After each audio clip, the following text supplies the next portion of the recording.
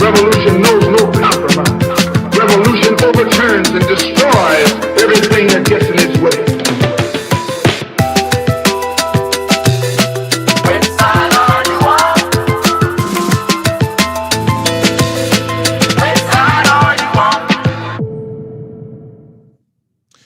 You are watching Breakthrough News, and this is the Freedom Side. Happy to be back with you here. I'm one of your co-hosts, Eugene Puryear, alongside my intrepid co-host, Rania Khalek. Rania, as always, great to be back with you. It's great to be back on with you, Eugene. I am in a different time zone than you now. I'm back in Lebanon. Well, Exciting thank you stuff. for informing our viewers to all of your movements. But well, I think it's important for the viewers to know that we're a global show, Eugene. I agree. It is important for them to know that. It's important to, bring all opinions and perspectives here. That's what we do at Breakthrough News. We've got a lot here for you on the show. We're starting a little bit late here, so we want to just jump right into it. But of course, I'll remind you, you're watching on YouTube.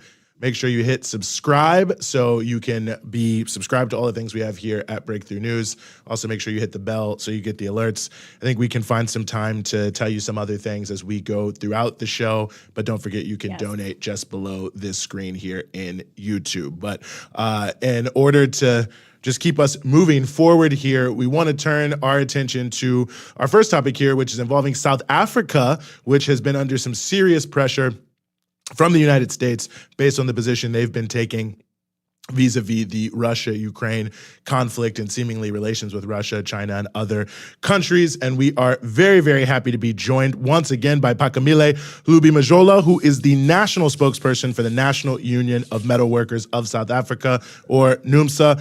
Pax, thank you so much for being back with us. Thank you so much for having me. I hope you can hear me. We can definitely hear you, and it's an honor to have you back with us. And I'm sure you were watching closely last week when there were two individuals who came before the U.S. Congress to allegedly speak about South Africa. The whole piece sort of turned into, a sort of discussion, if you will, but mainly criticism of what South Africa has, the position it's been taking vis-a-vis the Russia-Ukraine conflict and other pieces like that. I guess my first question for you in this context is, the way this was presented, I think, to the American public was that this was somehow representative of, what people in South Africa feel, that somehow the government, has been doing these things in a rogue way, and here are these brave citizens coming to, speak truth to power and let Americans know what's going on. So I just wonder your take on that sort of framing that I think a lot of us got in the U.S. for this hearing, was that it was sort of bringing the sort of true voice of South Africans to the forefront. First of all, it really is an honor to be back on your show. Thank you so much for inviting me back. Secondly, I think we have to be very clear about the agenda of these two individuals who appeared before Congress. They sure as hell did not do it on behalf of South Africans. They went there on their own ticket to advance their own agenda.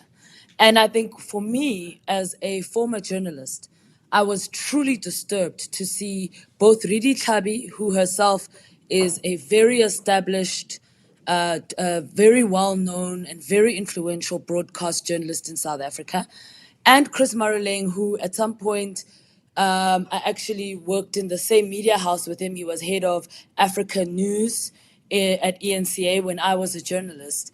And I was shocked when they went there and completely misrepresented South Africa's position in terms of our relationship with Russia. They went and they basically repeated the talking points of the Democratic Alliance, which is a neoliberal opposition political party in South Africa. And a lot of what they said sounded similar to what the murmurings of the Republican Party in America, where there's been a lot of fear-mongering around South Africa's relationship with Russia.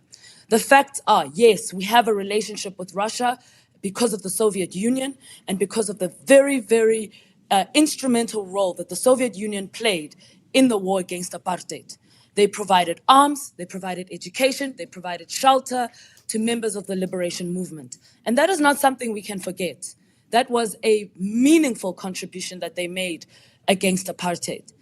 I was disturbed to hear Chris Maruleng in a debate with Representative Jackson, when Representative Jackson challenged him on South Africa's perception or South Africa's perspective and their relationship with Russia.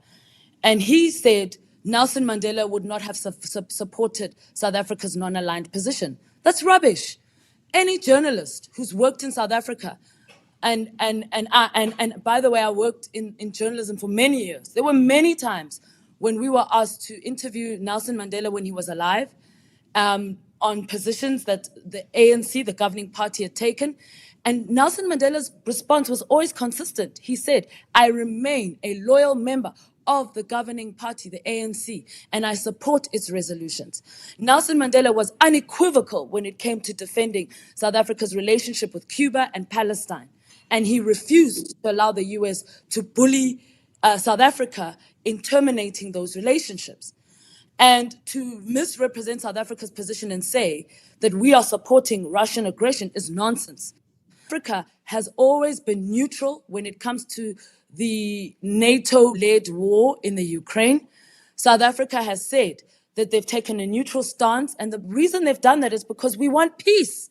Since when is peace problematic?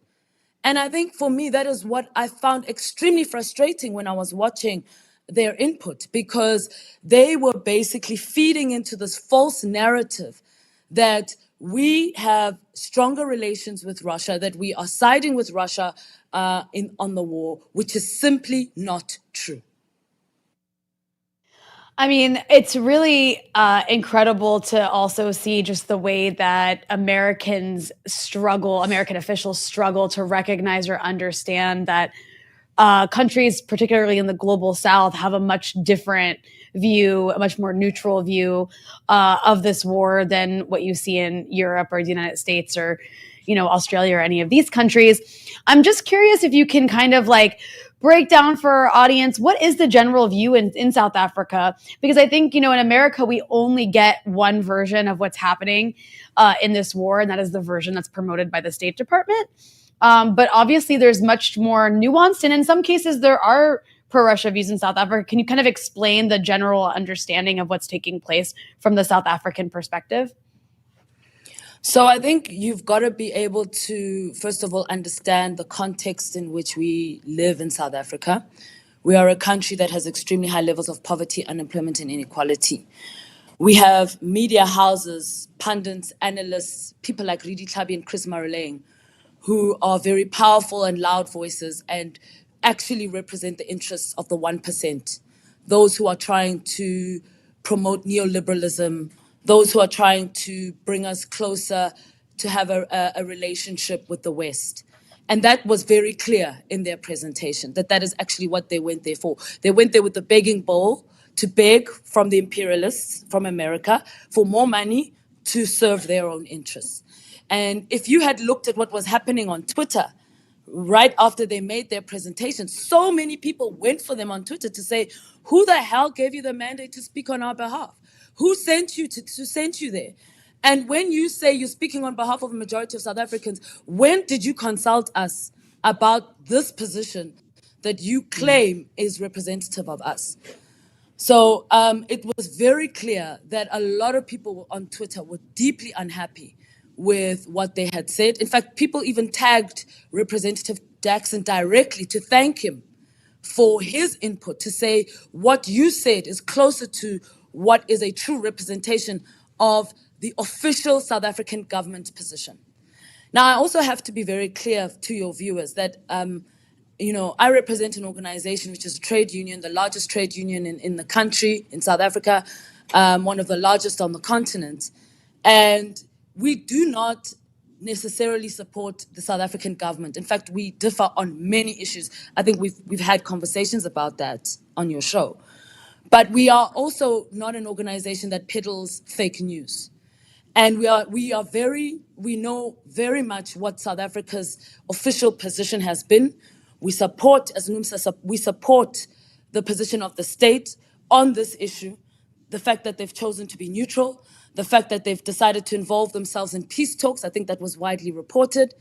And I mean, how are you able to negotiate peace if you're going to take sides on the aggression, if you're going to take sides on the war and say, and wag your finger at Russia and condemn Russia, which is basically what they wanted the South African government to do, they went there to complain and whine about the fact that the South African government is not taking a hard line against Russia. And yet the South African government is literally walking a tightrope. They want the war to end because as long as the war is continuing, it's having a really negative impact on us in this country. The fuel prices are extremely high, and because the price of fuel is very high, the cost of everything else is also high, because obviously the cost of fuel then trickles down into the cost of food and services, etc. So the cost of living in South Africa since the war began has become extremely high. At the same time, the AGOA Treaty, which we actually do rely on and does play quite a significant role, is now being threatened. So there are threats, for example, of secondary sanctions. So if I was to say what is the view of the majority, I don't want to misrepresent and pretend I'm speaking on behalf of the entire country. I can only speak on behalf of more than 300,000 metal workers, the biggest union in South Africa. And our position is that we think that the South African government is doing the right thing in relation to this issue. We think that the best way forward is peace. We think that the war must end as quickly as possible. And this is why we strongly support the initiatives driven by the South African government with regards to peace. Our concern is that we have a neoliberal media which is fueled by anti-Russia propaganda, which is also fueled by serious fears about the influence of China on the continent. And a lot of what these two individuals were speaking about when they were presenting to Congress, they were actually speaking to those fears. And so the voice of the pundits, the media, the 1% is very loud, but it does not necessarily represent the views of the majority of people. I think that's a great point, and I think the issue of the fear-mongering around the role of, Russia, China, and Africa seems important because when we put this in context, and I'm glad you also mentioned AGOA, we had the, fake scandal, so-called Lady R scandal that the U.S. Embassy tried to gin up, this sort of fake thing about South Africa selling weapons to Russia. It just seems almost like the real fear coming from, the United States, these other Western nations, and, even some in the South African ruling class, is the idea that South Africa could emerge as a more independent country and pursue a path that, would be what people in South Africa want, but not necessarily in lockstep with what the West wants to see. I mean, it seems that in some ways the idea of like Russia or China taking over South Africa is kind of a smokescreen to hide the real fear that South Africa perhaps may become stronger on its own and lead Africa in a different direction. I wonder what you think about that. Well, absolutely. And I think those fears were heightened certainly as we came closer and closer to the hosting of the BRICS summit. If you had been living in South Africa in the months building up to that summit, you would have been bombarded by screaming headlines regarding the possibility of arrest of Putin, where the right-wing liberal media was consistently raising this as a possibility and as a threat to say if Putin sets his foot on this country, he should be arrested. We want to see him in handcuffs, And that was clearly an agenda to try and influence the narrative, to try and push South Africa away from having any kind of relationship with Russia. And you have to understand where that fear comes from. That fear comes from a decades-long history of what we call rooi gevaar. Rooi gevaar is an Afrikaans term which means red fear or the fear of communism, the fear of the rise of communism. South Africa has always, certainly from the dark days of apartheid, had an absolute paranoid fear of the influence of communism and socialism on this country. And certainly that was playing out very much in the weeks leading up to the BRICS summit and was represented through some of these paranoid headlines that I explained to you, where the goal of the white liberal media is to push South Africa completely away from any kind of, not just a relationship with Russia, but actually to have a complete break away from BRICS. And the real fear there is because of what BRICS was debating. BRICS was discussing, for example, the creation of a multipolar world, a world where the global south has a greater voice. They were even debating the issue of de-dollarization and the inclusion of other countries and the expansion of BRICS, and therefore by growing BRICS, growing the power and the influence of BRICS in the geopolitical space. Now, obviously, this is going to be a problem for those who control the economy in this country. And those who control the economy in this country, unfortunately, continue to be mostly white, and of course, it's capital. There's not been much change in the owning, in terms of who owns the South African economy since apartheid. It's pretty much still owned by the same people who owned it during apartheid. So what Rudi Tlhabi and Chris Maroleng did when they went before Congress was to go and represent the interests of those people, to try and call on Congress to unlock more funding. And they were very specific. They said, we want funding for business, for civil society, for the media, who they feel have played a much more important role in protecting democracy. And yet they completely dismiss the role of the working class, as if we have absolutely no role in the protection of democracy in this country. And yet, not only did the working class sacrifice its lives to end apartheid, right now, we are the ones who are holding the fort and trying to sort of, beat back against the attacks of neoliberalism and how it's deeply affecting the lives of ordinary workers and the poor in this country. There's a massive privatization drive in South Africa. And by the way, you could tell from the talking points that both Rudi and Chris gave that this was their agenda. They were promoting privatization. They were promoting the role of business. I mean, I was shocked to hear Rudi say that business has played a progressive role in South Africa. I mean, that's just laughable. The corruption that the state has been accused of participating in is enabled by business. So, this is why so many people had so much criticism for their input at Congress last week. Well, these are really critical perspectives. I wish we got more of this in the U.S. media, but nonetheless, I guess that's why we're here as Breakthrough News.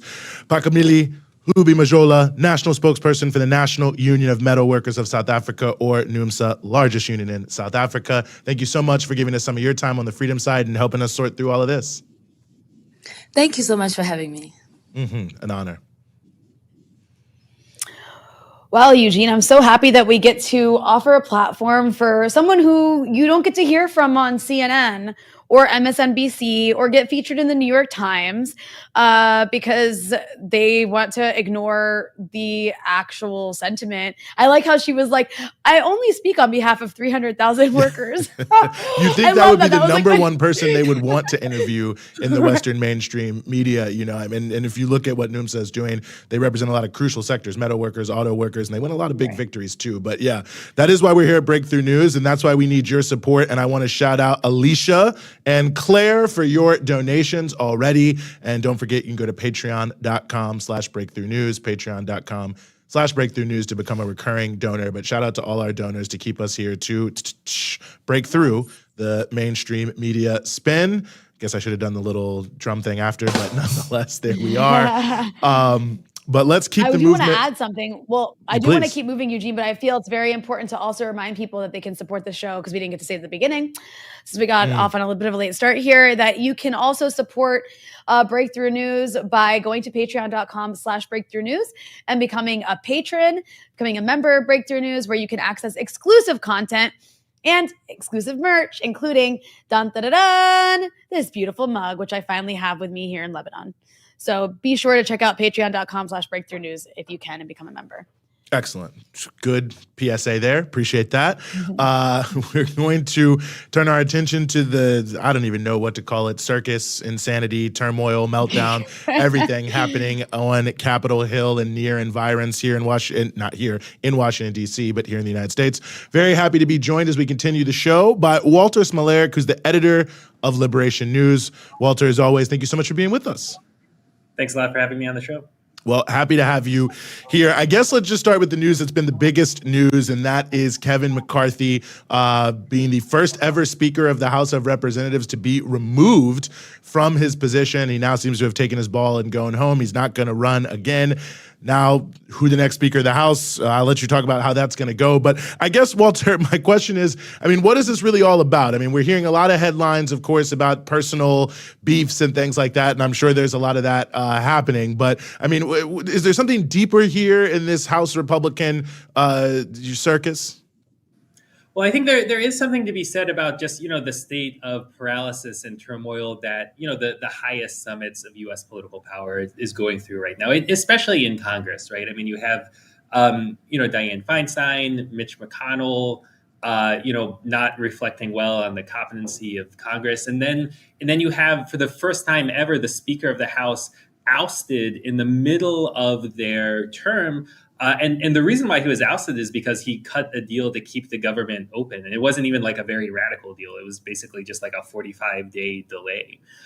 So the fact that Congress is not functioning in the way that, even like the elites, like the ruling class would like it to function, I think does have significance, like broader, deeper significance that go beyond, whatever beef Matt Gaetz has with Kevin McCarthy or, any of that sort of, personal drama that's going on, which is a factor here too. But I think if you step back, you can say, and I think a lot of people, millions of people in the United States are saying, is that, wow, the political elite, the political class is completely out of touch and incompetent and incapable of doing, the most fundamental basic things.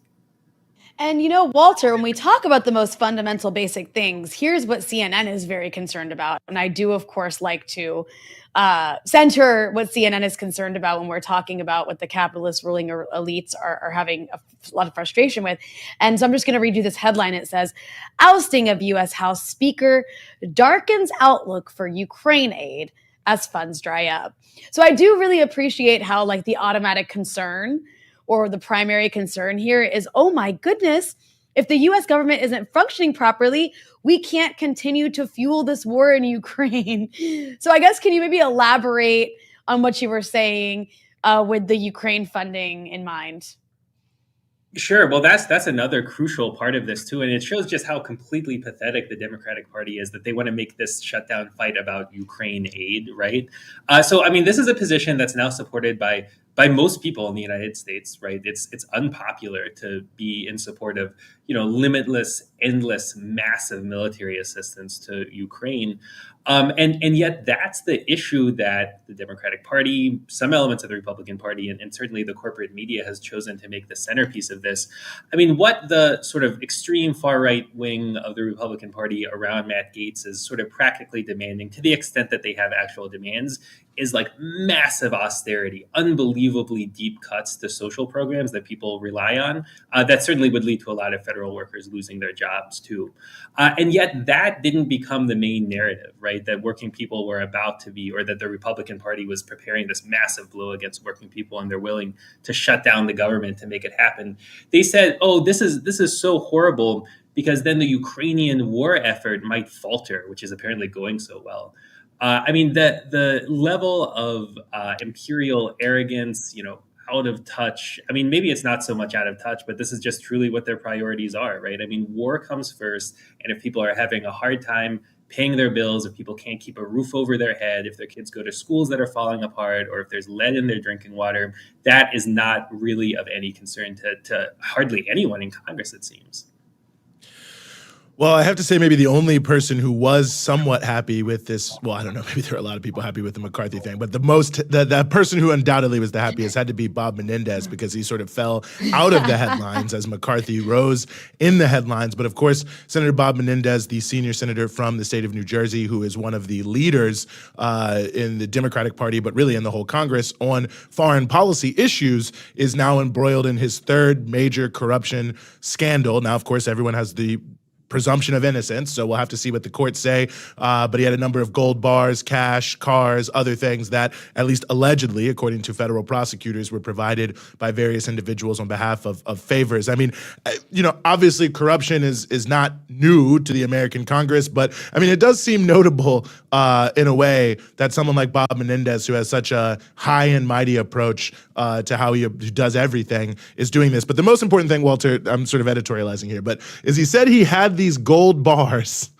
and cash. I don't even, this is crazy. He said the reason he had it is not because he was corrupt and was being given cash and gold bars for favors, but because of the history of his family's persecution under basically the Castro regime in Cuba, which, anyway, I'll let you get into it, made him fearful of having money seized from him in banks. And so he just kept it in gold bars and cash in his house. I mean, I guess take it wherever you will from there, Walter.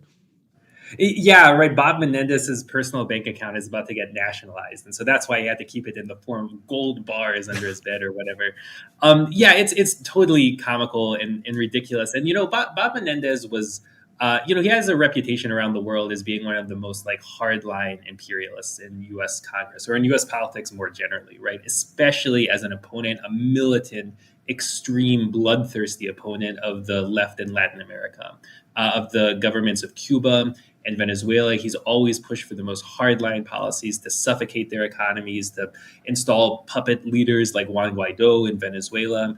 And a big part of, the slander that Bob Menendez always puts out there against these targeted leaders and targeted movements is that, they're corrupt. They're so corrupt. They violate human rights, and they do it just for their own personal enrichment so that they can, keep all of the country's wealth to themselves. Now Bob Menendez is found, again, allegedly, right? There's still going to be a court proceeding, et cetera, with bars of gold in his home. And the federal government comes out with a very extensive, and it sounds to me pretty credible, narrative about how he's been selling influence to, a number of different, people, entities, the Egyptian government being one of them, wealthy businessmen in New Jersey being another kind of category. But yeah, Bob Menendez, it turns out, if this all pans out, is actually the corrupt one and not the people who he's targeted and denounced and said must be overthrown because they are corrupt. It's really just like a microcosm of American imperialism. Everything they accuse the targeted countries of, the U.S. is actually just as, if not more, responsible for doing almost regularly. And yeah, just having an official like Bob Menendez actually be guilty of the very corruption he goes around moralizing about to any country that dares to forge a path of independent interests is almost poetic. But moving on to people facing consequences for their behavior, their bad behavior, we also have Trump on trial. What does it say? What's going on, Walter? What does it say that this ongoing saga of a former president who I'm still not clear on if he's running or not, or if he's allowed to. It's always up and down, and the media is always really excited that he won't be. What's happening with Donald Trump, and why does it still matter? Yeah, it's hard to keep track of all the different trials and legal proceedings, right? So the one that is going on now is not one of the 4 criminal trials that he is facing. This is a civil suit. It's a civil case brought by the New York Attorney General. And so, which means that, jail time in this instance is not on the table, although in the other 4 it is. And essentially what the New York Attorney General is alleging is that the Trump organization, Trump's businesses, massively inflated the value of a lot of their key assets in a way that allowed them to conduct business dealings in a fraudulent way. To the tune of hundreds of millions of dollars. So that's something that is going to sound right to a lot of people, knowing what they know about Donald Trump and knowing, as a politician, but also his reputation as a capitalist, a vicious real estate capitalist, where this type of stuff is pretty commonplace. But on the other hand, it's not that new, right? Like I can't actually see this civil trial changing many minds about Donald Trump, because it's something that people have basically made up their mind about. Like, either you can see the obvious truth that Donald Trump is corrupt. Maybe you see that obvious truth and don't really care because all the politicians are corrupt. That's one possibility too. But yeah, I think this civil proceeding will be something that, has political significance in the sense that it's a former president, right, in a courtroom. And he'll be in a courtroom constantly as this campaign develops. And that's something that is unprecedented in U.S. history. And you have to also take into consideration that Donald Trump's supporters, of which there are tens of millions of, hardcore Donald Trump supporters, have also, spent the last several years operating under the assumption that there's an imposed government in the White House, that Trump was rightfully duly elected, but then deprived of that office. And now, you add to that narrative, well, they're going to put him in prison. That's an explosive situation that's taking shape and will continue to take shape. No, it's really is unbelievable on so many different levels. Many unprecedented things happening. I know we moved on, but I just have to say to note for the thing with Bob Menendez, it's also notable that his parents came here not after the Cuban Revolution, but when Batista, the person who was overthrown, was the head of the country, I believe. I think it was 1954 or something like that. And the same thing is true about Ted Cruz. And both of them constantly referenced the, repression in Cuba. And it was very repressive under Batista, but that is actually partially why the Cuban Revolution succeeded. So it's actually proving the exact opposite point, but nonetheless, it's all BS anyway. But yeah, very, very interesting times here all around, Walter, in many different ways. And I guess I'll just say this. I mean, also, there's the issue of Joe Biden and, whether or not he will have a free run at it and whatever it may do. But it seems that in some ways he's able to run kind of a shadow campaign because there's so much focus on the Republicans. But he has his own challenges, it seems. Oh, Walter, you're muted. Oh, I'm sorry. Am I? Oh, now we can hear you. Okay, great. Yeah, I think that the best shot that the Biden campaign has is to make the election like Donald Trump or not Donald Trump. If it's about, Biden and his time in office and his record and what he has done or hasn't done for people, then Biden is really in trouble because, the campaign promises that he made in 2020 have not come true. He has so far seemed to have avoided a very deep recession, but that is not enough to win people's loyalty and affirmative support. The best chance they have, the best shot that they have to construct a winning narrative, I think is the same in 2024 as it was in 2020. Make it a referendum about Donald Trump, because Joe Biden himself, the personality, is ridiculous. I mean, he can barely string together a sentence. He has no concrete achievements to show for his, 3 years in office now. And he's someone who, was really just became the president because he was in the right place at the right time, winning the South Carolina primary, and was in a position to, defeat Bernie Sanders in the Democratic primary. He's not there because he's charismatic or he has a big base of support. And this is really going to be a factor. I mean, I don't think we should write off the possibility that Donald Trump actually does prevail in the 2024 election if Biden continues to flounder in the way that he has and is. It's going to be a roller coaster. Walter Smolarek, editor of Liberation News. You can find that at liberationnews.org. As always, really appreciate you joining us here on the show. Thanks a lot for having me. Of course. Wow, what a circus is like the only word that comes to mind. But of course, it's a circus with pretty dramatic consequences, both domestically and internationally. So really, it's a wild situation. I kept asking friends, people in Lebanon kept being like, can you bring me this? Can you bring me that? And I kept saying, yeah, I can also bring you freedom and democracy and homeless people and medical debt and legalized corruption. And the list goes on and on and on, because America really is just like a circus. I don't even know how else to see it. Freedom and democracy.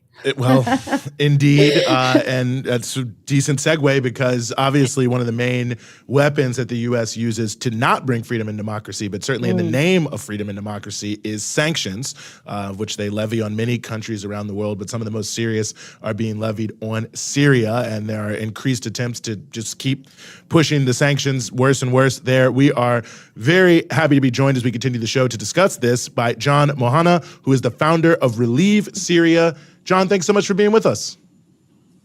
Thank you. Well, I think people in the U.S. hear very little about the sanctions in Syria other than they're good and that they have to happen and that they're absolutely crucial to save the people of Syria. So I was hoping we could just start by talking a little bit about, what is the real impact of these sanctions? Because I think the way it's popularly presented is that there really is no impact on the average Syrian person. It's just targeting a handful of government officials. Yeah, I mean that's the narrative here given by the U.S. government. But when you speak to people in Syria, that is definitely not the case. The sanctions are having a very large impact on a broad range of sectors in Syria. Most specifically, it is affecting people from be able to get access to the fuel that they need in order to fuel the economy, which is so important. Fuel is a big reason why you can't get the supplies that you need, you don't get the electricity that you need, and so people are really suffering under these sanctions, it's very nuanced. People, the U.S. government and people who support sanctions, really focus on who these sanctions are designed to affect, which is the Syrian government. But the Syrian government or those in the Syrian government, they're not much affected by these sanctions. It's really the people that are dealing with the biggest impact here. And of course, there's also the fact that when we talk about electricity, can you elaborate on what aspects of life that affects? Because it's not, one thing, of course, it's important to have lights on in your house, and that is one aspect. Of course, it's important, but it's also schools being able to be open. It's also hospitals being able to function throughout the day. And like you mentioned, just getting supplies around. You do need fuels in trucks to move food across the country. You need fuel to grow food. I guess, how much of daily life is impacted by the lack of ability to turn on the lights in Syria? And also, where does the actual role of the U.S., not just in sanctions, but also in territory that it's controlling by proxy, play into that? Well, you did mention about electricity, but let's talk about the the things that electricity runs that we use in our everyday life that we take for granted. The refrigerator. You can't even store food. People, the food that they buy, they have to eat it. Talk about in a more nuanced way. A really big issue is the insurance needed to cover the cargo ships that are delivered to Syria. Mm-hmm. No one will cover those ships, and those ships won't send supplies to Syria unless you have a country like, Iran that's willing to do it.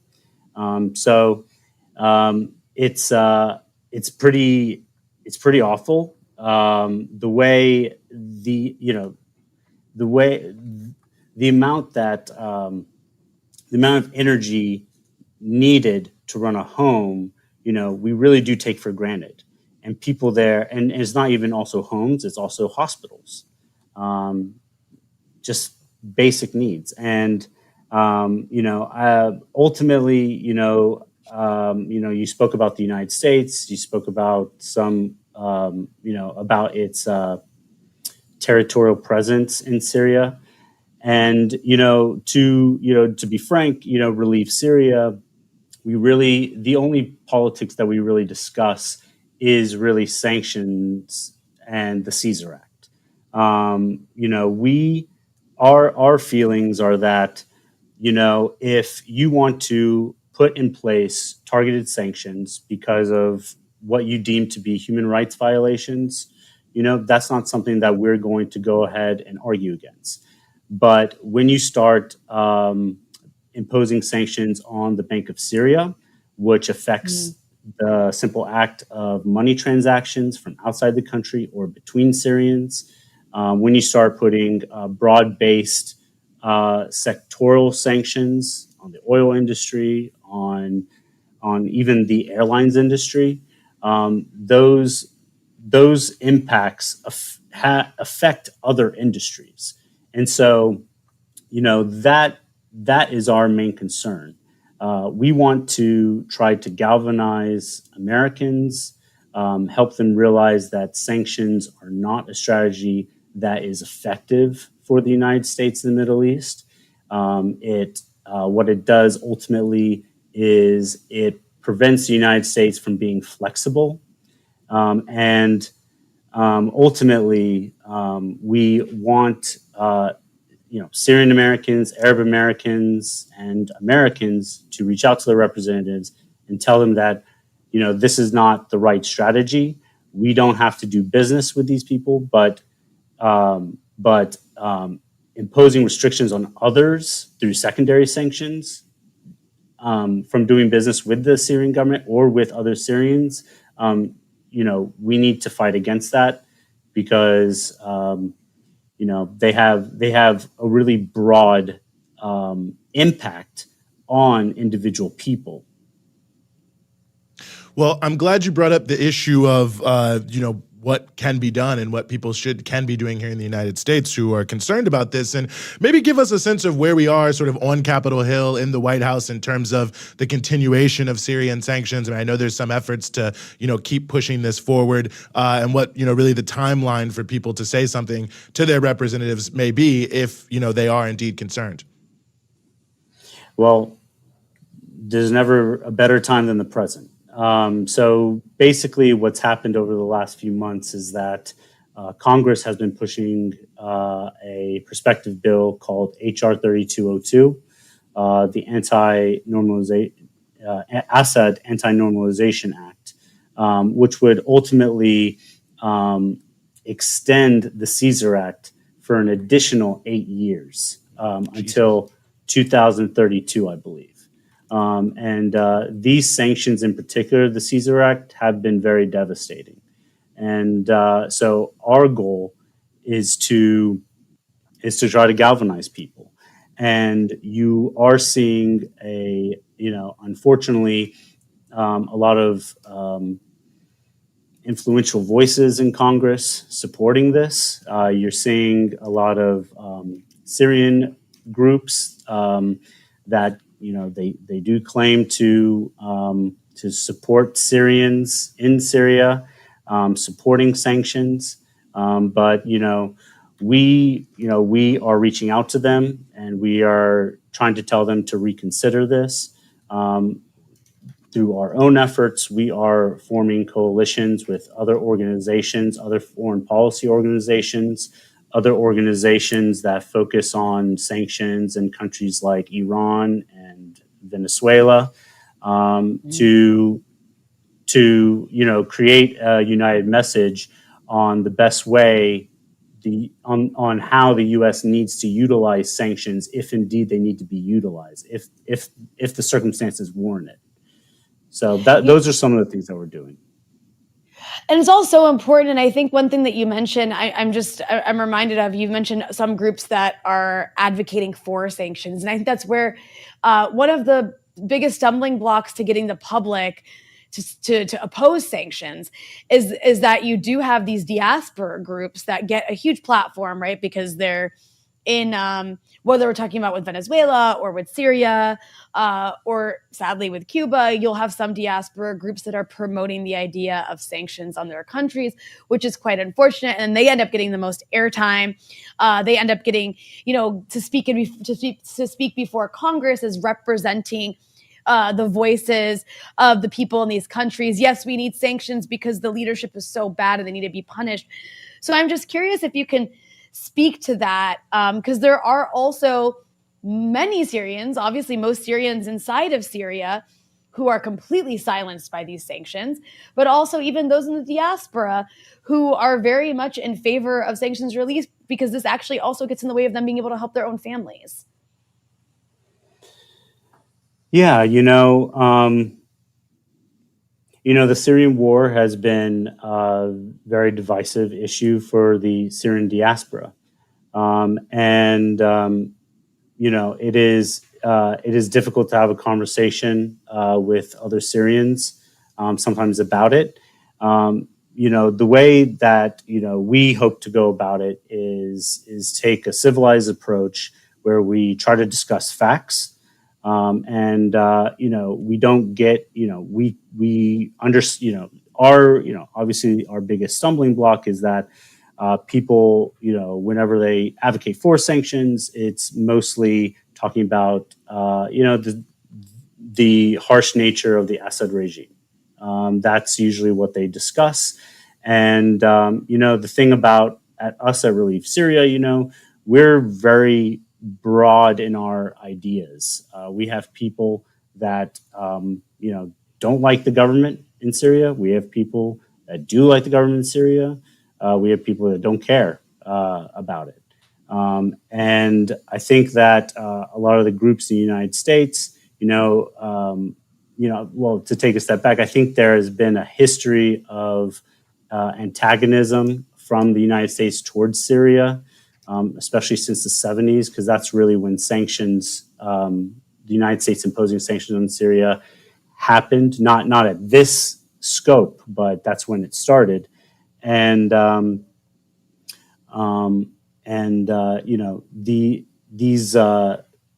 these groups that say that they support the Syrian people and they support sanctions, they really use that antagonism to try to get the support, I think, to bring about, in the end of the day, I don't know what their intentions are, but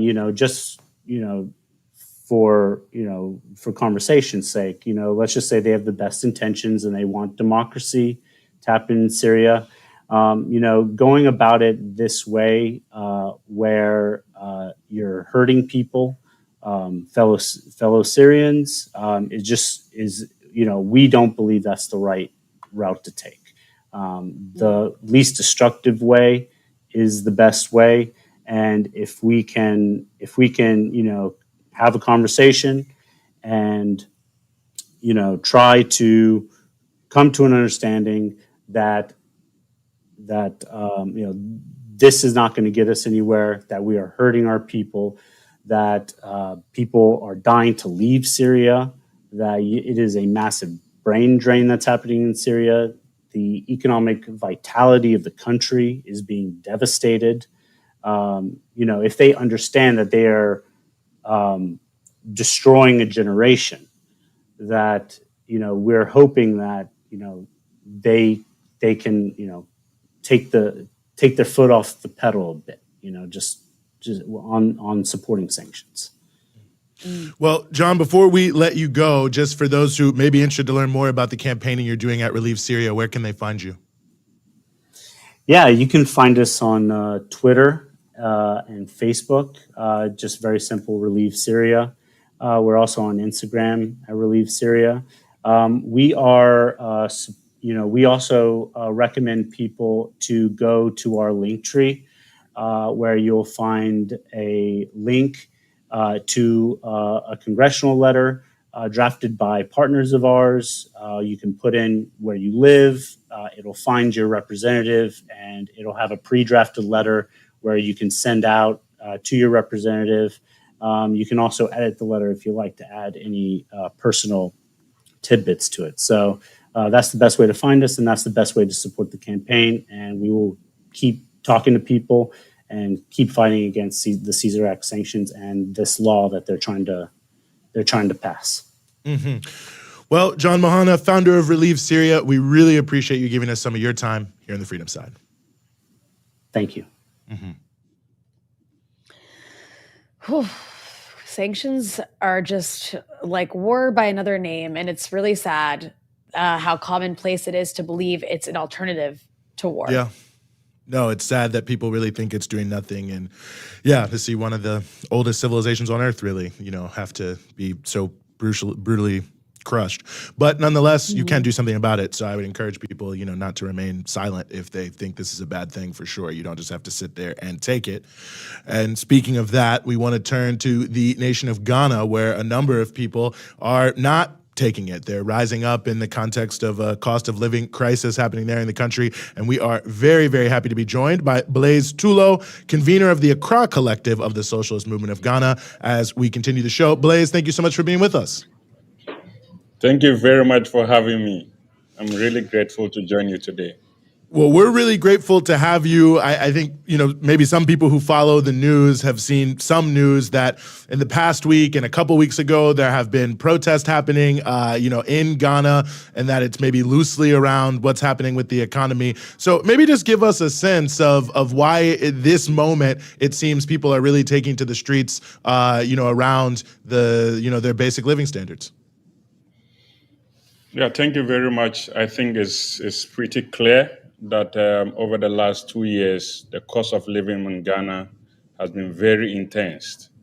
And it's been a long time that the people of Ghana have been trying to demonstrate, but the state is using the security forces to stifle that basic right to demonstrate. They have used processes like court injunction, to prevent the people from demonstrating. Anytime the people have given a notice that they want to demonstrate, it appears that the police immediately runs to the court and they get an injunction stopping the people from demonstrating. So it's been a long time that the people have had the opportunity to really demonstrate. And if you have observed 2 weeks ago, a group known as Arise Ghana defied the police orders and went ahead and demonstrated. All of them were arrested, but the next day the people went out again and demonstrated. So really the expressions that we saw on Tuesday was a culmination of a long time of struggle just to allow the people to express themselves, because the economy has been very bad, cost of living has gone very high, and it was on Tuesday that the people really had the opportunity to mass express themselves. And it was a very huge demonstration on Tuesday. Ghana is such a wealthy country in terms of resources. It exports so much gold and other raw materials, yet it has this debt crisis. Can you explain to our audience why that's the case? How is it possible that such a resource-rich country would be in so much debt and have such a high poverty rate? Yeah, of course, it's remnants of the colonial legacy. Yeah, you mentioned it rightly. Ghana is rich with a lot of natural resources. But of course, these natural resources are in the hands of the multinational corporations. We have corporations like Anglo Gold Ashanti, Newmont, that are at the center of mining in our country. And we also have laws that allows them to send away almost 90% of these natural resources back to the Western countries. And this is a major problem. And this is a colonial legacy. And it has become more intense in the global crisis that we are all facing. In the run-up to these demonstrations that happened on Tuesday, of course, the theme of the demonstration was to occupy the Bank of Ghana. And what has happened is that the Bank of Ghana, the Central Bank of Ghana, is indebted. Can you imagine a central bank running at a loss? Because they printed over $88 billion to offshore the government's debt and to enable the government, to live its luxurious lives at the detriment of the working people of our country. So the people rose up to demand for better living conditions. Inflation went to a rate of 54%, which is extraordinary in the last 2 decades. 54%. This is very serious. The people cannot even afford, 1 square meal a day. So on Tuesday, they really showed up that, look, we are not going to accept this anymore. All sectors of the Ghanaian society is in crisis. Our education is in crisis. The healthcare system is in crisis, and just to find out that the Bank of Ghana is attempting to build an extra modern headquarters that costs almost 228 billion. So this is outrageous, and the people wanted to really demand that, look, we're not going to accept this anymore. And you needed to see the market women, the youth that went out on the street to pour out their rage at the government that has implemented policies that have not really benefited the people of our country. Well, and speaking of policies implemented by the government, they are touting this IMF deal that they are, I think have signed and want to move forward as the solution to this crisis, how they're addressing it. And I wonder how you would respond to this idea that going to the IMF for another bailout essentially can help address the cost of living crisis for working people in Ghana. The history speaks for itself. The history of the IMF and the World Bank in the economic structure of our country speaks for itself. It's been the 18th time that Ghana is going to the IMF. And what has happened? It hasn't changed the basic structure of our economy. It hasn't helped. It has only increased in our debt portfolio. And this time around, the government is going for just a meager $3 billion. I'm just telling you that the Bank of Ghana printed in excess of 88 billion. So, what is 3 billion going to do for the economy? It's just an attempt to ensure that capital remains intact. That the capital that government is owing, we're able to pay back our debt. And what has the IMF done? The IMF have given them conditions that are going ahead to hurt the working people of country the most. They have freeze on public sector employment. Youth unemployment have hit a whopping 70%. There's a current security report that says that youth employment is a national security threat. And the IMF is telling us that we cannot employ anymore. The universities are churning out thousands of people from the universities. What is happening to them? No jobs for them. And the IMF is telling us that we cannot employ people in the public sector. The other thing that is very outrageous that the IMF has conditioned is that we should restructure our debt, which meant that even the pensioners of our country, the bondholders of our country, have had to lose their bonds. Most of them spent their entire life serving the nation, and they took this lump sum of money and invested it in bonds. Now, the aged in our country that have gone on retirement have been asked that their bonds cannot be paid for in the next 15 years. So these are all the crises that our people are facing. Even the older people have had to picket at the finance minister, just to ensure that, look, their bonds that they have, the government has obligations for, are able to honor them. And it's what is happening in Ghana is very outrageous. The people are suffering. And the parliament of our country, both the minority and the majority, have concluded the current finance minister, who happens to be the cousin of the president, should leave the post.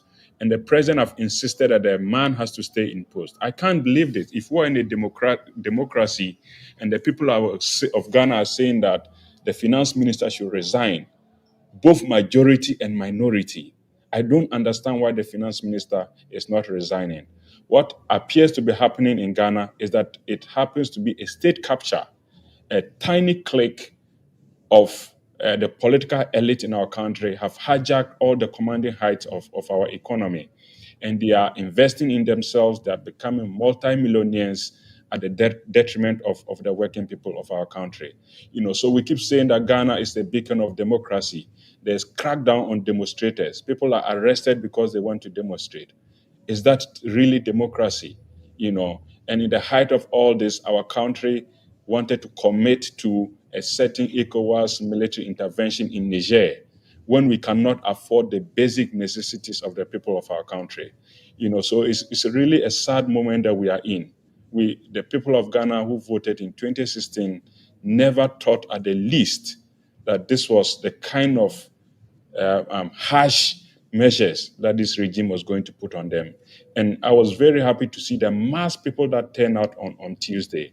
And this is a very good sign. We have not seen these hundreds of thousands of people in the street in the last decades in Ghana. It was a sign that the people are waking up and that they are going to take their destiny into their own hands.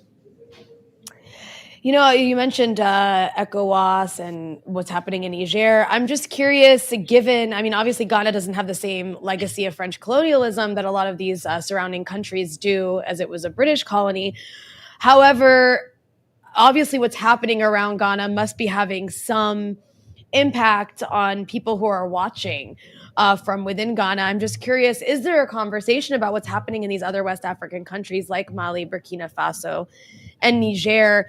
And is it having any impact whatsoever on people who are maybe feeling more emboldened in light of watching what's happening around them to maybe stand up to the powers that be? No, the international dimensions are looking very different. When ECOWAS announced all the sanctions, when ECOWAS gave an indication that there was going to be a military intervention in Niger, it was very massive that the Ghanaian people resisted that decision. It was all over social media. Everybody was saying that, look, we cannot commit our military to this kind of military action. The people of Ghana and the people of West Africa resisted that decision, which is very historic. It meant that the people were realizing that, look, they are no longer going to be stooges of France colonialism. And they thought that and gave a very big indication that if ECOWAS took those decisions, they were going to have the worst repercussions in their respective countries. And it was very clear because, they rescinded on those decisions. They knew that, look, there are political implications to any military intervention in Niger. And it never happened. I mean, it was very historic. The people of West Africa were very clear in their mind. They stood in solidarity with the people of Niger, Burkina Faso, Mali, and Guinea. And the results are clear. I mean, ECOWAS has been put in shame. There's now a certain alliances between Niger, Mali, and Burkina Faso, who have given a very clear warning that if there's any military intervention, they were going to fight back. And look, we also had a lot of signals from the military, even in Ghana, because we said, look, we are not going to send the military aspects of the working class. We're not going to send our military to Niger to go and die foolish death at the political expense of these leaders who don't even care about them. Come and look at the living conditions of even the security forces in our countries. It's nothing to write home about. So really, it was very inspiring to see the level of consciousness, the level of solidarity that was shared among the people of West Africa in resisting ECOWAS sanctions and in resisting this attempt to go and intervene in Niger militarily. Blaise, as we mentioned at the outset, you were with the Accra Collective of the Socialist Movement of Ghana, and I'm curious, having detailed the inadequacy of what the government is proposing around the cost of living crisis, how do you think things could be improved for working people in Ghana? What policies should be pursued?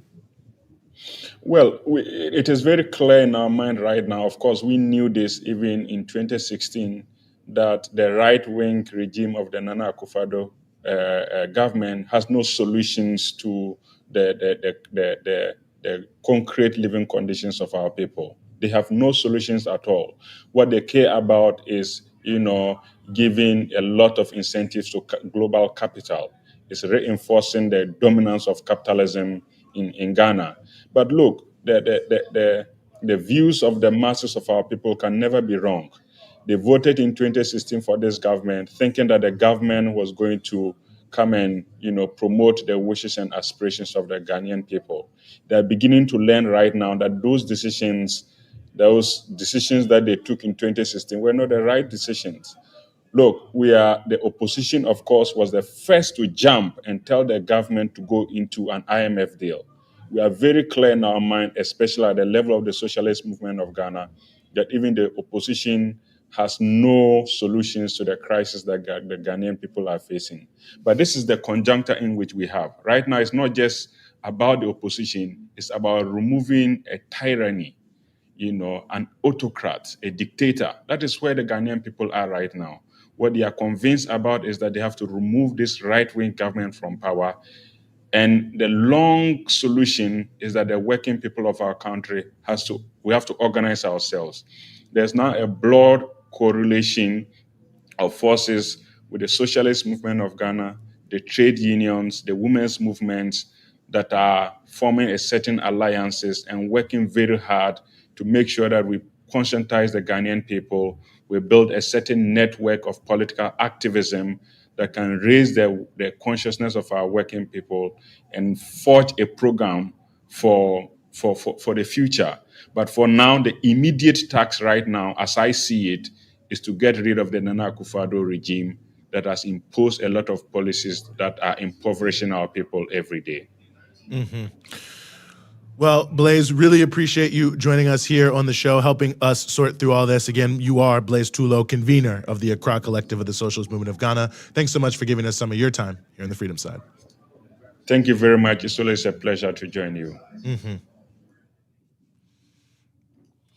Wow. I mean, it's really, I really think that, you mentioned this when I had you on my show to talk about everything happening in West Africa, and you've repeated it, is you're always talking about how if a social explosion is going to happen anywhere, it's going to be across all of these African countries where the wealth is just constantly being drained out, and it's intolerable when Africa's so rich. And I think we're seeing that happen like one place after another, and it's quite inspiring to see in yet another country. Obviously, we're not talking about the overthrow of a government here, but to see people out in the streets protesting and pushing back against these horrific economic policies that are completely supported by the West is so important. No, I agree with you 100%. I mean, I think that the sort of mainstream presentation about Africa is that Africans really have no agency.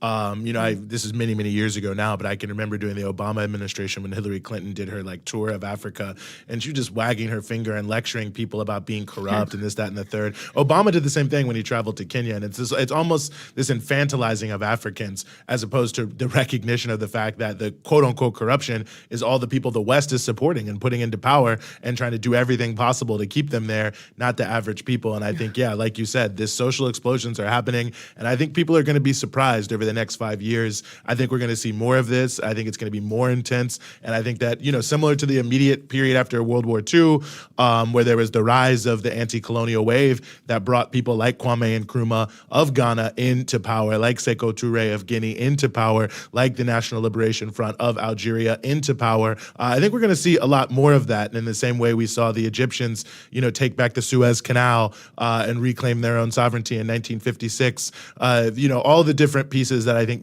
many people are familiar with in terms of the continent. I think we're going to see more and more similar pushes to get rid of neocolonialism. You had the colonialism was chucked out of the continent. The imperialists changed their strategy, and I think, had a lot of successes, unfortunately, in keeping the continent down. But I think the masses of people are now changing their strategy, and they're not going to stand for these puppet governments in the same way they did. Yeah, I want to let people know I did have Kambale Musavuli on, who we've had on this show before, on Dispatches recently, and you can go watch that episode after you finish watching the Freedom Side, obviously. But it was recent; it went up this week, and he made that point that you just made is like there was liberation movements across Africa to get rid of that sort of in-your-face colonialism, and now it's like getting rid of that economic colonialism that people are pushing for in country after country, and I mean that is how the U.S. controls the world now, is through economic domination, and it's like its Western allies. So yeah, this is like the primary mechanism of colonialism today is IMF policies, is bullying at these international institutions that the U.S. gets to be in charge of because it's like the world hegemon. So any movement that's pushing back against that is, by definition, acting against imperialism. Indeed. Well, we are going to turn our attention now to the Indian subcontinent and some just unbelievable suppression of the press there. And we are very honored, as we always are, to have back with us here on the show Zoe Alexandra, who is a journalist and co-editor of People's Dispatch. Zoe, thanks for being with us. Thanks so much for having me. Well, it's always an honor to have you here on the show. Just a couple days ago, we saw a major raid against many people affiliated with the progressive independent news site Newsclick in India. There's a number of legal proceedings happening around them, but maybe just to start, explain to us what took place with this attack, this raid, this very major event in terms of press freedom in India. Yeah, well, starting at about 6:30 in the morning on October 3rd, about 500 officers from the Delhi police force carried out simultaneous raids on about 100 residences. And I'm saying about because, again, this is there's still being information being compiled. These raids took place, again, at 100 residences of people who in some way are associated to the progressive outlet Newsclick, People's Dispatch, and Tricontinental Research Services. And what's interesting is that of these 100 people, some were current employees, some were former employees who haven't worked there in years, some had written maybe one or two articles for the site. There was, a famous comedian who was also had his house raided. The majority of these 100 people also got their phones and their computers confiscated by the police. And if you're doing journalism in 2023, you're essentially debilitating them. You're not really allowing them to work. And so this took place again on the morning of October 3rd. People were told that this was being carried out in relation to a case under the Unlawful Activities Prevention Act. And that they were investigating Newsclick and members of Newsclick under this anti-terror law, and that it had to do with accusations that Newsclick was part of a pro-China propaganda network. And throughout this day, again, these raids took anywhere between 1 hour, if people were lucky, to 10 hours. Very, very intense interrogation and questioning. About 50 people were actually brought from their residences to the Delhi police station where they were continued to be interrogated. At the end of the day, 2 people were arrested. Prabir Purkayasa, the editor-in-chief and founder of Newsclick, as well as Amit Chakraborty, who is the administrator of Newsclick. And they are being charged under the infamous UAPA and remain detained until today. And Zoe, of course, this took place not long after there was this New York Times hit piece that mentioned the outlets you're talking about, specifically framing them as like China propaganda outlets as part of this U.S. Cold War on anyone and anything progressive that opposes a new Cold War. This was the New York Times. I want to point out the paper of record, supposedly a bastion of liberal media, essentially giving ammunition with zero evidence, by the way, to a fascist government in India that I want to note. I would assume the New York Times and the many bylines of people who wrote this article were aware of the fact that these outlets have been targeted by the Indian government for a couple of years now. So can you talk a bit about what these outlets cover, the kind of politics they have, and why they may have ended up being targeted by what is essentially a fascist government? Yeah, well, it's interesting that you say that the New York Times was likely aware, because actually in the original piece, when they mentioned Newsclick and they linked to Newsclick and a People's Dispatch video, they say that this site has been under investigation by the Indian government as part of attacks against progressive media in the country. So even in the first piece, they were admitting that Newsclick has been, suffering from persecution from the state. Even admitting that it has these political motivations. And New York Times itself actually covered the raids on Tuesday, and not only in their headline, but also several times throughout the piece, they mentioned that this raid was essentially carried out with the sole evidence of the New York Times, what they call to be an investigation, and I think what many of us call a hit piece and a baseless, just kind of a compilation of baseless accusations. So it is interesting that they were seemingly quite aware of exactly what they were getting into when they made these accusations, yet they persisted. And yeah, again, what does Newsclick do? Why is it being targeted? The persecution against Newsclick started in February 2021.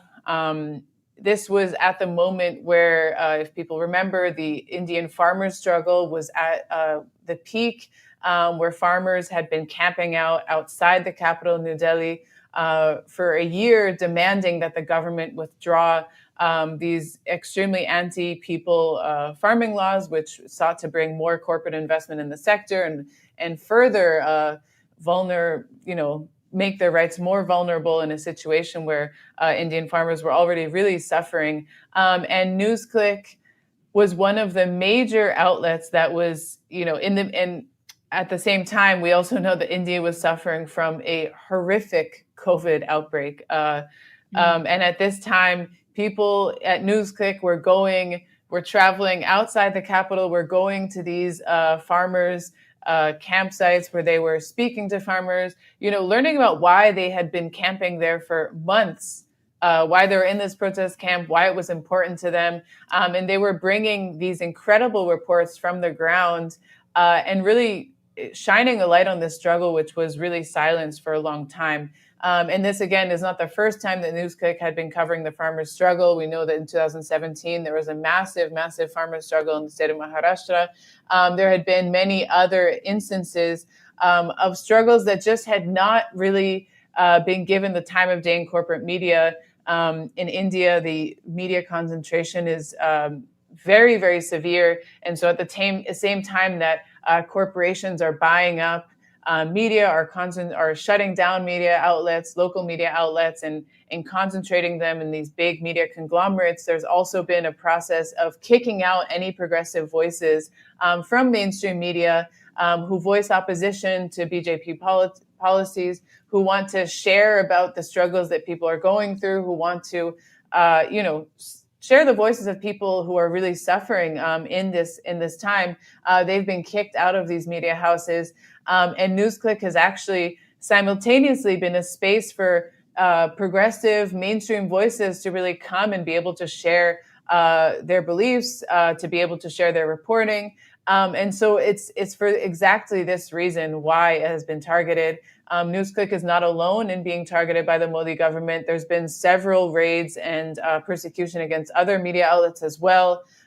Even big human rights and charity organizations, Oxfam in India has also suffered pretty intense persecution. We know the BBC was raided over the documentary that was shining light on the crimes of Prime Minister Narendra Modi. And so this attack is part of a very, very comprehensive attack on all dissenting voices in the country, all voices that are saying that what is happening right now, whether it be the Citizenship Amendment Act, whether it be these anti-farmer laws, whether it be the attacks on workers' rights, is not correct, and it's not the correct direction for the country, and that the people are actually on the streets and fighting back against this.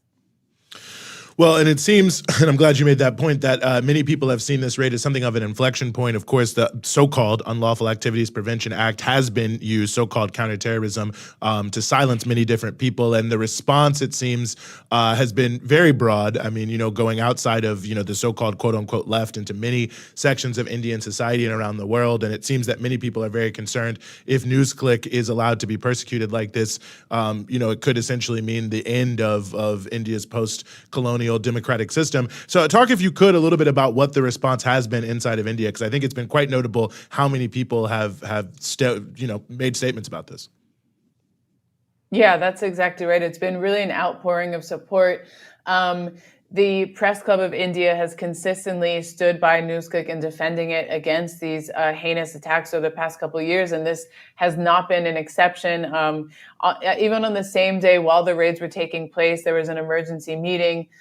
Dozens and dozens of journalists attended to voice their support to Newsclick.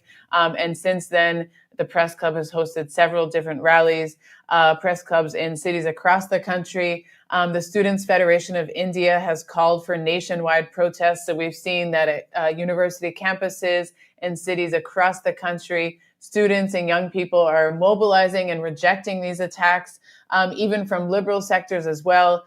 What's interesting is that even in these attacks against Newsclick following the publication of the New York Times hit piece back in August, the right wing used this to even attack the Congress party and Rahul Gandhi. And so we've seen even these liberal sectors from Congress and from other kind of mainstream parties voice support for Newsclick, reject this, because I think it's really showing what does this mean? It's an attack on democracy. It's an attack on civil liberties. Again, as I said, there have been many different instances where human rights organizations have been threatened, where journalists are under attack.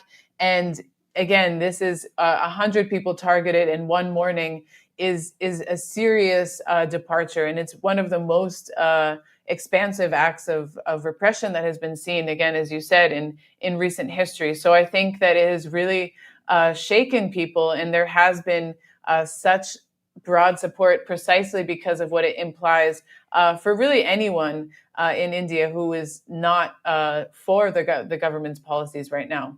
Mm-hmm.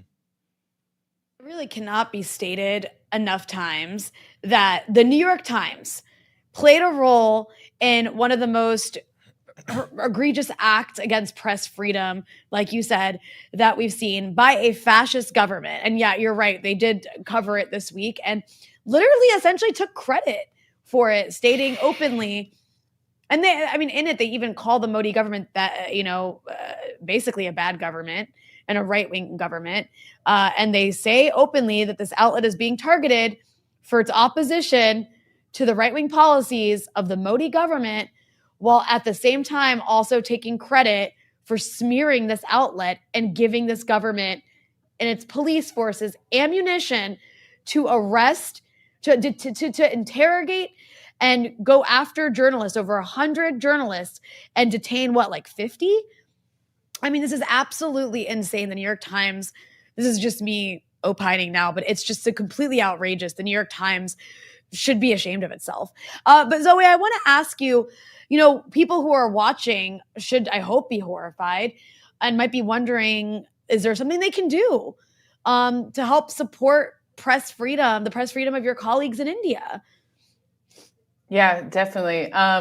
Well, in the next hour, we're going to be publishing an open letter on People's Dispatch that has such fine signatories such as yourselves. It's really important in this moment to show that our colleagues are not isolated. They're not alone. So please check out this letter, sign on to it. Follow Newsclick, share these statements, add your voice. I want to add that when people were being interrogated, the questions really focused around whether they were covering such crucial issues like all of these different protests that I mentioned. They said, well, have you written anything that's against India? Have you covered India's response to COVID, which, by the way, cost over 1 million lives, even though it's not officially reported as such? So I think that this information, it really shines a light on the political nature of this persecution, of this attack on press freedom. And so right now, to stand with Newsclick, follow Newsclick, follow People's Dispatch. We'll be updating regularly on the situation. If you're with an organization, publish a statement, share information about the case on social media. It's so important to not stay silent. Because at the same time this is happening in India, we know that this could happen anywhere. Right now, we're in such a difficult moment where rights and liberties that once maybe we held as taken for granted are definitely being made more vulnerable by governments that want to silence any voice that is against war, that is for the people. And so we have to stand with Newsclick today to make sure that tomorrow we can continue reporting, we can continue in this profession. And as people of conscience, this is extremely important.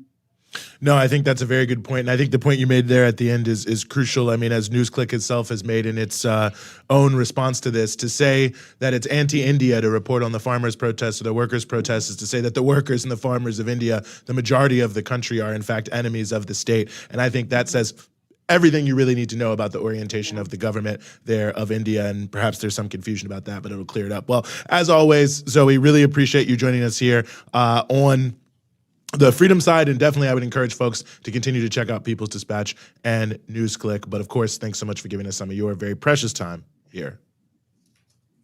Thanks so much for having me. An honor, really. Yeah, terrible situation.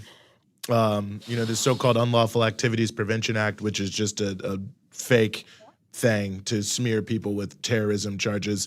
There are a number of people who have been in jail 2 years, 4 years under this. No evidence has been brought forward. It only has a 2% conviction rate. So it's really just a way to have indefinite detention, to try to destroy progressive political organizations, to smear people as being involved in terrorist attacks and other things like that. And I would encourage anyone following this story to take anything they hear about anything like that about Newsclick with the biggest possible grain of salt you can find, maybe a whole salt shaker, because it's all about muddying the waters about those who are standing up for the rights of the most exploited and marginalized in India. And it's going to be important to watch this, I think, and to see this unfold, because it's a very deliberate attempt to also inflame the geopolitics of the region.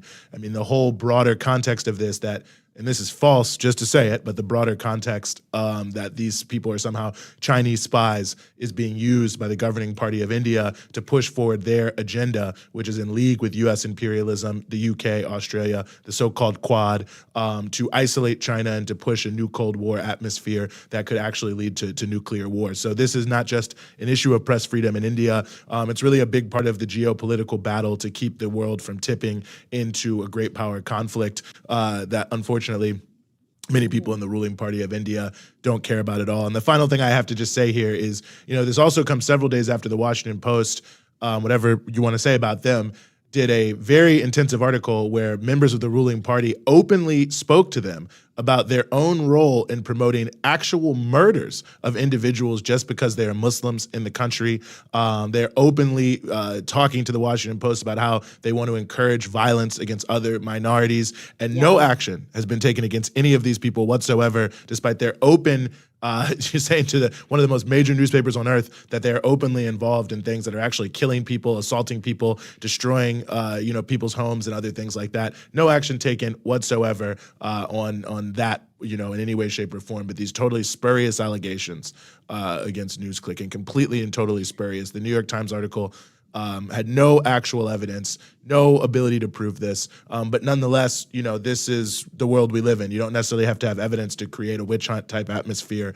But yes, important to also, I think, look at recent article by Dr. Vijay Prashad and Counterpunch. You can find it at counterpunch.org from yesterday about this issue that I think is important context. But, In Ram, who's one of the top editors in India, is the head of the Hindu news group, former head editor of the Hindu, spoke to the New York Times issue today and basically said that the article, wasn't worth anything at all. So, even in the highest levels of Indian media, their examination of what the New York Times did has been highly whatever. But if you want to look at something, Google Operation Mockingbird, and then you might not be surprised at why the New York Times is publishing these sorts of things these days. Well, I hope that Harvard graduate David Fahrenthold is having an unpleasant evening. That's all. Well, he's probably having a great evening, because I think he obviously wanted this to happen. He was smart enough to know what would happen. And I'm sure, he's eating well because his Harvard wife works for a graduate. hedge fund. So he's got plenty of money to order out really great things. Yeah. But, that's who these people are. One of the other people on the article is someone who also used to work for The Intercept, whose main claim to fame is pushing the bogus lab leak theory that was designed to go after China. And then, a couple other stringers or whoever is working there that they had digging stuff up. But these are people who, are bought and paid for mouthpieces for powerful forces. And I feel totally fine saying that, because you would never publish an article like that if you were trying to be fair.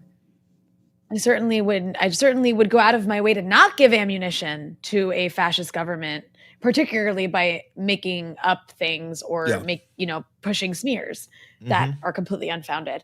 On that note, there's one last thing we wanted to talk about here, Eugene, and that is the UN Security Council, very unfortunately, approving a basically military intervention in Haiti. Yet another military intervention in Haiti. Of course, this time they're attempting to, blackwash it, Africa wash it by having Kenya and their forces lead it. So it doesn't look, so it's better optics, I suppose. So you can't call it like a racist I'm assuming this was the thought process, is like, okay, let's have Kenya be at the forefront. That way it's an African country. That way it doesn't look like a mostly white country is yet again trying to occupy Haiti, although that's still who's behind it. So I don't know, can you explain to our audience, Eugene, we've been covering this on this show, but for those who maybe haven't seen our recent past coverage of what's happening with Haiti, what just happened with this UN Security Council approval of a Kenyan-led military force in Haiti? What does it mean, and why is this happening? Yes. Well, I'll start with the last one. And the reason why this is happening is the same reason every occupation and invasion of Haiti has always happened. The same when the U.S. invaded in 1915, the intervention in 1994, the intervention in 2004. It's to maintain the model of total exploitation of Haiti. The powerful nations, especially the United States, over and above any other nation, have decided that Haiti's only role is to be a very, very impoverished place where people are either forced to migrate and become low-wage labor in other countries, or to labor in various sectors like the textile sector where they're paid almost nothing, or for if they're people living in rural areas on the land to simply be subject to this extractive agriculture and mining. So basically, to make sure that this is happening, to make sure that Haiti remains just a warren for exploitation by multinational companies primarily based in the West, to take out Haiti's natural resources, to loot Haiti of its very rich lands and export food to other places, and of course to force people to migrate to be a haven of low-wage labor in countries like the United States. So it's to maintain the total neo-colonial control of Haiti that has been in place, for many, many years, quite frankly, going back to the early part of the 20th century, where there have been the attempt to have total control over Haiti, which of course famously broke free from slavery and colonialism and that whole reality in the 1790s. So this is all about making sure that big corporations, primarily in America and Canada, but also in Europe, and also in other places, I have to say, across Latin America, but primarily in the United States, Canada, and to a lesser extent the EU, can maintain total control over Haitian resources and force the Haitian people to simply just be beast of burden, whether they're in Haiti or anywhere else. Now, what happened is the UN Security Council voted to essentially authorize, and it's a weird thing, right? Because this is not like in 2004 where it was a UN intervention, and like the blue helmeted UN forces that we're all familiar with go to Haiti. And that's an important element of this because the UN is authorizing something that they are saying is not a UN force. So I don't even really know exactly what the authorization means, but the most important thing is it means that there's no actual legal regime or accountability for this force. It's been authorized by the UN Security Council, so at least ostensibly these countries are supporting it, but since it's not a UN force, it's not actually governed by any of the sort of rules of the United Nations, which in theory could provide some accountability. Now, in reality, it would provide no accountability. The last UN force in Haiti was totally brutal. Over 10,000 people died in a cholera epidemic that was introduced by these so-called UN soldiers. Women were raped en masse, and of course the children who were products of that rape were just abandoned and have never been offered any sort of assistance whatsoever. Many people were killed and murdered by these so-called UN forces. So at the end of the day, there was no accountability. But this is even worse than that because it's not really clear who is even in charge. And of course, the so-called government of Haiti, led by Dr. Ariel Henry, is not a government. It was actually installed by the United States. And, you can read that, and even the New York Times admitted that after the previous president, Jovenel Moïse, was assassinated, this guy, Claude Joseph, but, took up power. The West didn't like him. So America actually pressured him to step down and give the government to Ariel Henry. There are no elected officials left. The judicial system and the Supreme Court is not operative. So Ariel Henry actually has no basis whatsoever to even govern. So there's no legal accountability there. So what the United Nations Security Council has actually done is give a carte blanche for this force that is being assembled, really kind of behind closed doors in darkness to go to Haiti and do whatever they want to do and have no accountability or no one to report to commit any crime they want and to never be held responsible for it, which I think gives you a sense of exactly what they're trying to do here, which is to use brutal force to keep Haiti in this neo-colonial position. And I think you are right, Rania, to note that this is sort of a blackwashing, if you will. We had last week, I think it was the week before, Dr. Mamira Prosper on talking about this issue, and she said each intervention of Haiti, they sort of evolve their strategy to make it look different. And I think that's was a very, very good point, and one that I think we see happening here is there was so much negativity coming out of the 2004 occupation because it was so brutal and terrible for Haitians. There was no way to say that it helped anyone in any way, shape, or form. So now it's sort of like we have to make it look good since all the previous ones look bad. So let's bring in an African country to front it. And Kenya has said that they're going to provide 1,000 police officers to be sort of the core of the force. Now, there's a couple elements to this that we need to note. First and foremost, the United States has appropriated $100 million for this force. So the U.S. is paying for it, which means they're really behind it. The U.S. has also stated that they're going to work very heavily on logistics, which means that they're basically behind it because they'll be playing a big role in flying people there and moving them around, making sure they have the guns, the weapons, ammunition they need, and so on and so forth. Countries like Spain and others in the European Union have also said they will be involved militarily. So this really is actually a force that has blackface on it, but that really and truly would not be happening without the backing of the United States government, which of course has been pushing for this for some time, along with other governments. They couldn't find anyone who was willing to do this, and then somehow, some way, they scared up Kenya. I don't know what Kenya was promised in terms of this, but they undoubtedly have been promised something, and they're leading. There are also several countries from the Caribbean, the Bahamas, and Jamaica are two of them who've said they're going to contribute forces as well, and there may be others that are there. It's very unclear. The timeline for this is actually unknown as of right now.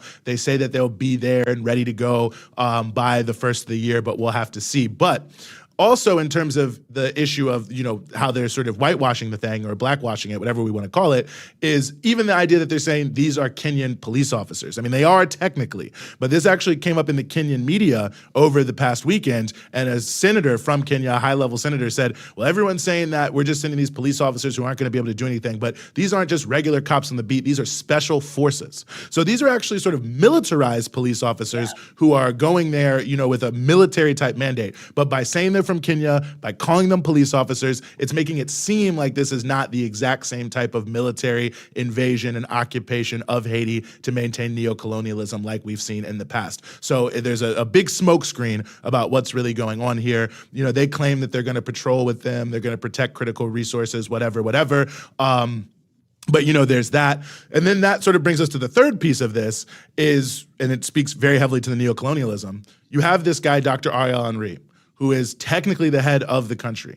But he, of course, has no mandate whatsoever from any Haitian of any sort. He was installed by the United States at their behest. The only real result of this is to strengthen his mandate when millions of Haitians have been protesting. This is going back to even his predecessor, Jovenel Moïse, have been protesting to say this government and its continuation under Dr. Ariel Henry does not represent us. When Haitian civil society writ large has said that he does not represent them. When almost every opposition party is saying this government is totally illegitimate. So what it's doing is taking this government that's totally illegitimate in the eyes of the Haitian people, but it's completely legitimate in the eyes of the Haitian oligarchs and the neo-colonial types. And by the way, all the big Haitian oligarchs are supporting this invasion. Their official, organization has been at the forefront of saying we need to bring in these foreign troops. But that being said, all it's going to do is provide support for this totally illegitimate government in the eyes of the Haitian people to carry out a brutal neo-colonial style policy that the Haitian people have been rejecting, that they've been unable to impose inside of Haiti, and that ultimately they would not be able to impose without this outside help. And on top of that, they're saying they're going to strengthen the police, they're going to strengthen the army, which basically means they're going to strengthen the forces of repression of the Henry government to then be able to carry out even more terrible policies for the Haitian people, paying them nothing and selling their resources for the highest bidder. And the two final things I'll say about this, and I know I've been talking for a while, but just to get this out of the way, one of the critical aspects, I think, of, what I just spoke to in terms of how it's building up these repressive forces is also the pretext for this is fake. The whole idea that, they're going in to quell these gangs and support the government is a massive misrepresentation of what's happening. There is a lot of social insecurity in Haiti. There's no doubt about that. The reason there's social insecurity in Haiti is because of the government of Haiti and because they have maintained a reality where the government and the oligarchs are all kind of fighting amongst themselves for who's really going to control Haiti on behalf of these Western powers and other forces, right? And so, as has been admitted, and people are openly telling this, oligarchs to the Associated Press, that they fund many of these gangs. A number of them, so-called gangs, a number of them, have different involvement with the state in different ways over time. So it's not like there's the government that's under siege by gangs or something like that. There's oligarchs who are tied into elements of the state who use these non-state actors to enforce their own political will through terrorism against the population there. And then also in the context of that, you have different people in this country themselves who are then trying to stand up and defend themselves to provide state services, and they themselves form armed entities. And that's why you've actually seen over the past few months a movement of Haitian people that they go out and they, kill these so-called gang members who are terrorizing their community because they're trying to defend their own communities. So you see that the collapse of the state inside of Haiti through the infighting of all these different forces to jockey for position to be the neo-colonial interlocutor for the West inside of Haiti has created many of these different problems. And there is no separate gang problem from the government. All that's going to happen is they're going to go in and have one set of thugs become more powerful and then have another set of people that they'll then demonize as these horrible gang leaders and then say, look, we've dealt with the problem. And in fact, they'll go on with the same type of government before that, as many of the past Haitian governments will use paramilitaries as well as the police, as well as the military to enforce this neo-colonial regime. And the final piece is what happened at the UN Security Council, which was shameful. We just have to say it. Despite some of the good words that came from Russia and China, they abstained, just like in Libya. And we saw what happened there. And I think we've seen, sadly, countries like Brazil, Mozambique, and others who voted in favor. And I think what we have seen here is and we've seen this historically with Haiti. Haiti is a victim of the Monroe Doctrine. And at the end of the day, the United States has already staked out and said that Haiti will never be free, sovereign, and independent. It will always be a neo-colonial entity under our thumb that we will control through our Haitian proxies or directly through our own forces or other people we get together, and that will never change. And no one is allowed to establish that. And so over the years, or to challenge that, over the years, Haiti, I think, has become a political bargaining chip where many countries, in order to show, some level of what they would call quote unquote maturity, taking their responsibilities in the international arena, generally showing that they're friendly to trying to work within, their own way within this so-called rules-based international order, that they will also participate in holding Haiti down. It's been drastically terrible for Haiti over the years. Unfortunately, even some progressive governments have participated in that in the region. And I think we just have to call it out for what it is. It's not right. And it's not right for people to use Haiti as a political bargaining chip for whatever else that they're doing. And it is true that there are a lot of political challenges on the ground in Haiti. And I think for many countries, they fall back on that and they say, well, who will we really support inside of Haiti? Who are the potential different opposition forces? Who can we bring to the forefront? I don't want to deal with all that now. I just want to say that that's just an excuse from my point of view for really addressing the fact that to push forward a force like this is only going to make things worse in Haiti, just like it did in 2004. Like I said, over 10,000 people killed in the cholera epidemic, thousands of people killed, brutal suppression on a regular basis of popular movements and forces who were protesting around their social conditions in Haiti by the so-called UN peacekeepers, women raped en masse inside of Haiti. I mean, this will be a humanitarian disaster for Haiti to have this force there. It's totally lawless. It has no basis in any sort of legitimacy in the Haitian people. Anyone who is backing this should be ashamed of themselves. And I think that we just have to leave it at that and to say that I think the Haitian people, just like they have in all of the past occupations, will in fact resist. It will be a failed occupation. The Haitian people have fought back valiantly for hundreds of years against the worst forms of repression. They'll continue to do so. And, you just like to hope that more space could be created for them to develop some form of sovereignty. So that's where we're headed. We'll have to see what happens. It's long monologue there, but that's where we are.